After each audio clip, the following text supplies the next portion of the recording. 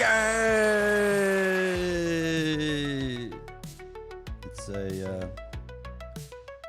It's another Tuesday. Quick and Dirty Tuesday. We're here. Oh yeah. Oh yeah. Let's change this view. Woo! Look at that. We got the most expensive camera over here. Oh, it's got. Hang on, let me turn the peaking off. Peaking. Duck. Where's peaking go?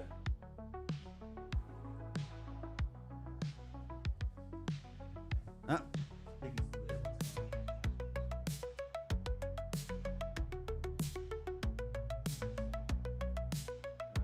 I'll find peaking.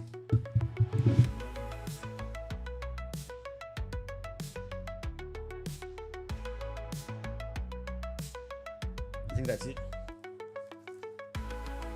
Yeah. The peaking is the little red outline around the edges of things to see that it's in focus on it.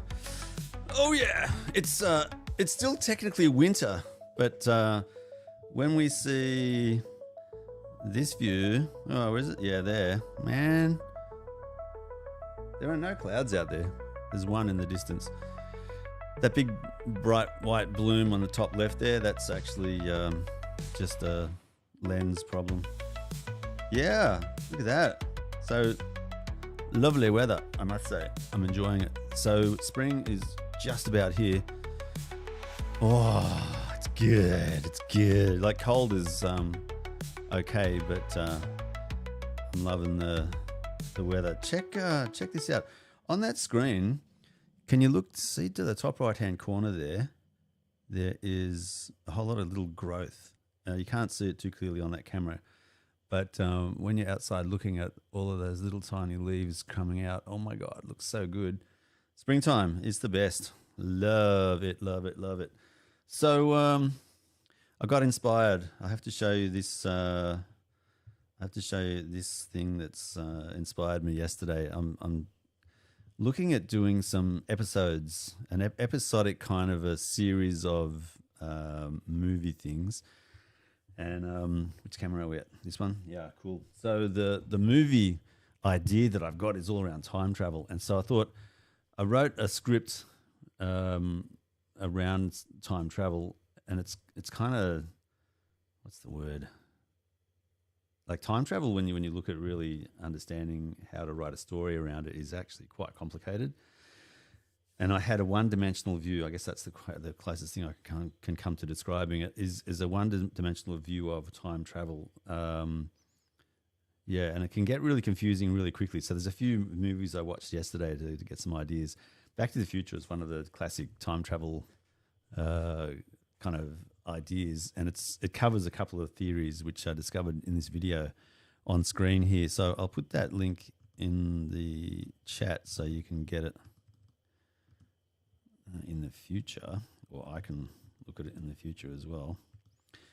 So that's in the chat comments of this video now.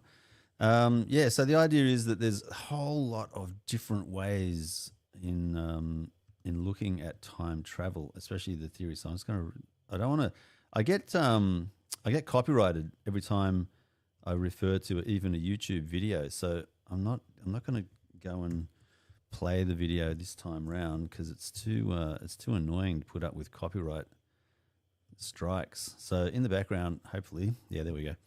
You get an idea of what's being spoken of here. So this is one of the theories, or one of the ideas around time travel, is that you have in the orange this bar going across, which is normal time, and then you get the blue bar when you get near a high gravitational mass like a planet. So something like Jupiter, it slows time down as you get closer to it. So yeah, it's really interesting. I just love how that works. So time changes basically around gravitational areas, and so that blue line is time slowing down, while, was it speeding up? It's actually speeding up, where the orange line is normal time. And so you can kind of travel on a different time dimension along these different paths. And the idea that they're trying to say here is that you can use different theories to describe time and the timelines that we all go on. So there's one where it's kind of linear, the orange one there, and then the blue one, you can either jump to the future, loop back to where you started from, go back to the past, go on a different timeline, jump across from one timeline to another, have all these timelines going together at the one time, have one timeline with a continuous kind of a Groundhog Day loop going. I just love this. This video explains all of the different types of time stories, I guess, or time theories that are out there. It only goes for 8 minutes, but it covers it in a pretty unique way, which makes it easy to understand what I'm talking about. So yeah, have a look at that video if you want to kind of get ideas around time and time travel and the complications around what happens if you see yourself, or in time instances where you either overwrite your history, you're in coexistence with your previous self, or you're a different entity in the same timeline. There's all these different theories, which is so interesting to me. I don't know. That's just me, the way that my brain works. I love that kind of idea. So something to keep your brain active, if you like that kind of thing too. So anyway, it sparked off.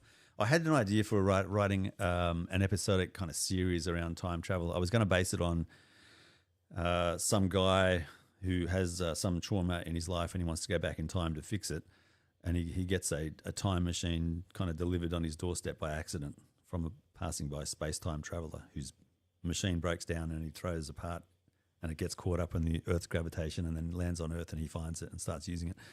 I'm going to still use that kind of an idea, but what's going to happen is instead is I think we're just going to track all of the different ways this time-space machine works so that you can go through all the theories of time in a story. And then we'll branch out, and that'll be the pilot, and then we'll branch out into all of the different ways that this machine is tracked through its time on Earth, put it that way. So it's going to be the main character. And the idea behind that is so that we can get new actors, new directors, new cinematographers, new sound people, so that's a way of having people have the opportunity to come in and make movies, and we just rehash a bit of a different story using the same techniques or the same tools, and then we get those people experienced enough so they can then move on to other projects. And then we can use new actors and all new crew, new staff to keep on rehashing and making new stories. So that's the idea behind it, is to try and make it a really cool, interesting kind of thing to watch, and then kind of join on the journey, if you like, of making the story or the stories all make sense. Just gonna have my iced coffee. We've got a coffee machine there in the house, and man, it makes the best cold brew coffee I've ever had. It's better than shop bought. I love it. So that's the idea. So I want to start writing the stories. I wrote the script earlier, but I'm not happy with it, so I'm going to rewrite it based on what I just described, and then that'll become episodic and released on this YouTube channel. Hopefully by the end of the year. It's going to take a little while because first time I've done this. So looking forward to doing that. And I've got a couple of friends that will help me out. So we've got the crew sorted out. I've got to work out actors and things like that and locations. But it shouldn't. See, the other thing with writing a story like this is that we can make use of our existing locations. So I don't have to get permission to go into exotic places to do exotic filming. We can just go in everyone's backyard almost. So that's going to make it easier in terms of production to get things done as well. So the whole idea is to make it very inexpensive and just really good fun. It's all low budget, so it's not going to be, extremely high production value, but it's still going to be something where it's good enough for people to get the idea of. Yeah, and we'll keep on growing it that way. That's the biggest idea I've had for this this kind of movie making venture phase of my life. I'm really enjoying it. It's really good fun. On that front, I just finished a shoot on the weekend for doing some more behind the scenes with some guys in Springwood. So that was really good fun. This is the second behind the scenes shoot that I've done with them. We're doing it at a reasonably high quality. I've got the camera. this one that we're shooting on now, that does 4K. So I think this is actually supposed to be 4K right now, but the Rodecaster video, the device we're using here, this is limited to 1080p, so it doesn't do 4K.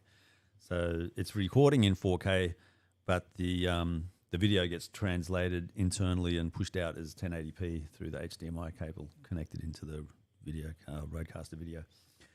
But that camera is the one that I was using for BTS, and it does, like I said, 4K Canon Log 3 or C Log 3, Canon Log 3, and then 10-bit 422. So it's a pretty good quality output.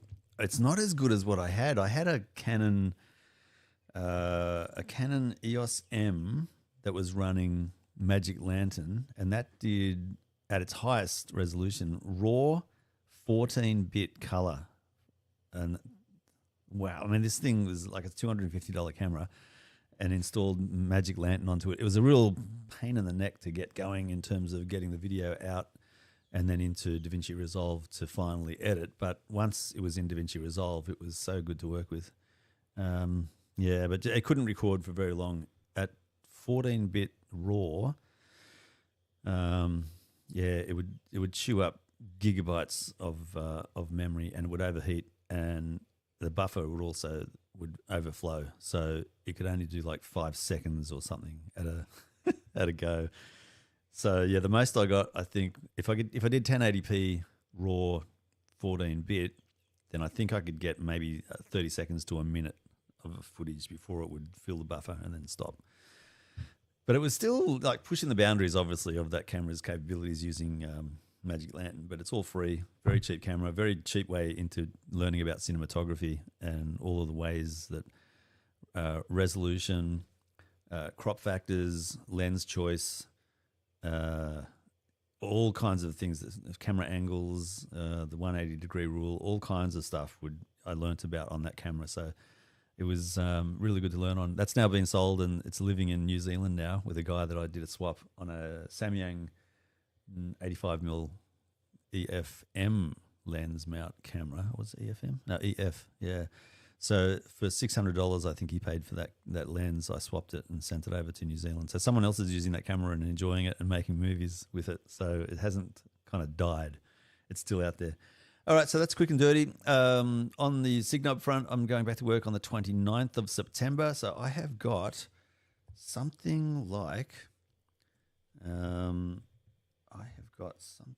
I'm just looking at the